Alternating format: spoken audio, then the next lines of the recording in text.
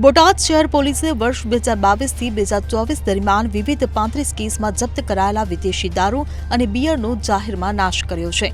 બોટાદના ખસ રોડ પર પ્રાંત અધિકારી આરતી ગોસ્વામી અને ડીવાયએસપી મનીષા દેસાઈની ઉપસ્થિતિમાં દારૂના જથ્થા પર રોલર ફેરવવામાં આવ્યું હતું. તો પોલીસે નાશ કરેલા દારૂના જથ્થામાં કુલ ₹2091 બોટલનો સમાવેશ થાય છે. આ જથ્થાની કુલ કિંમત ₹2,87,000 આંકવામાં આવી છે. આ કામગીરી દરમિયાન મામલતદાર સહિતના અન્ય અધિકારીઓ પણ હાજર રહ્યા હતા.